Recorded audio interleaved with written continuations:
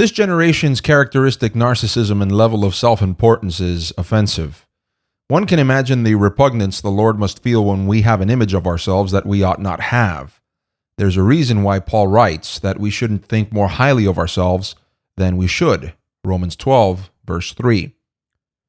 The prevalence of this sort of attitude was recently on display in our church when a visitor approached my father, our pastor, demanding the church alter the way in which our children's ministry is conducted. Her complaint was that we didn't show young pupils enough movies. Her ultimatum included the following threat. If the church didn't do the things the way she saw fit, she would leave and never return. Needless to say, we gave her the right hand of fellowship and the left foot of dismissal.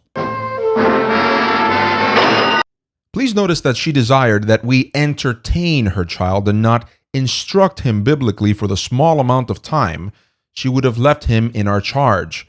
Her ridiculous request also demonstrates that she has fallen prey to the ideology of the secular age, which is pump your children with entertainment that is laced with anti-Christian thought and pretend that such a thing is somehow the same thing as raising your children responsibly. I'm more than assured that the reader will have noticed this new form of parenting in the real world. Parents hand their children their smartphones or tablets or buy them their own, and instead of actively instructing and disciplining their children, essentially abandon them to ingest countless hours of media that is tinged with secular messaging.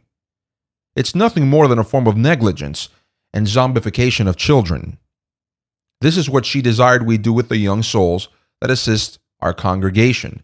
Such a thing would be a disservice to those we minister to. There's another erroneous thought process that her demand demonstrates. The belief that the church is responsible for the rearing and admonition of children. This is a charge given to the parents. The church can be an aid, but it doesn't and cannot replace the duty of parents to rear their children in the Lord. Ephesians 6, verse 4. Also thinking that an hour or two a week of Bible lessons will strongly inculcate Christian values in the heart of a child while the irresponsible parents are counteracting such limited training with reckless parenting is foolish.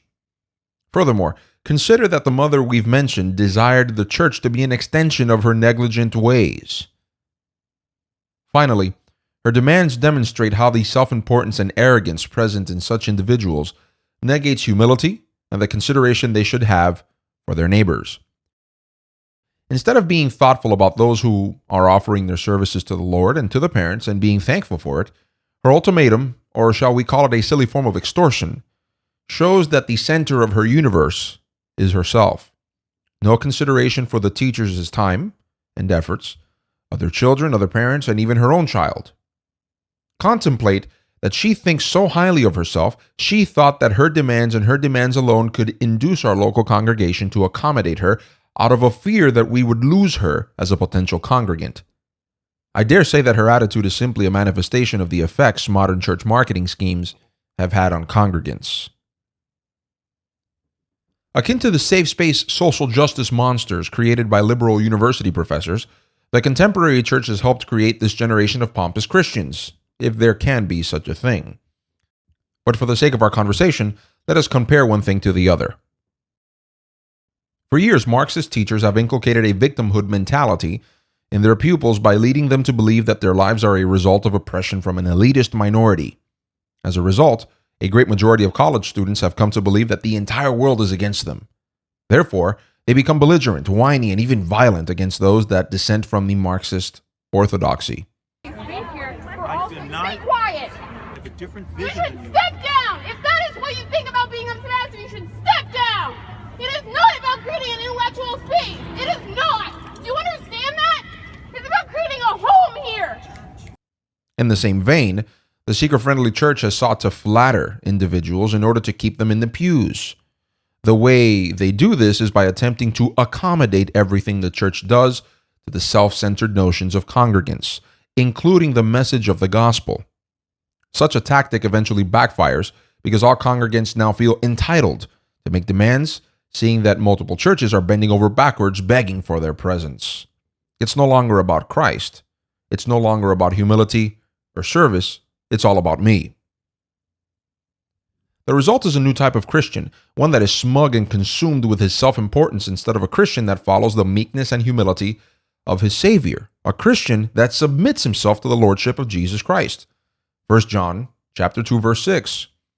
This is the very definition of a bully, one who senses that he can take advantage of and abuse those he seeks to manipulate, and does it. Does such a person merit the classification of Christian at all? Can a church that inherently teaches its congregants that it is acceptable to be self-centered instead of Christ-centered be classified as a church at all? God help us free ourselves from ourselves and free us from those whom are consumed with themselves. Let this mind be in you, which was also in Jesus Christ, who being in the form of God, did not consider it robbery to be equal with God, but made himself of no reputation, taking the form of a bondservant, and coming in the likeness of men. And being found in appearance as a man, he humbled himself and became obedient to the point of death, even the death of the cross. The Apostle Paul, Philippians chapter 2, verses 5 through 8.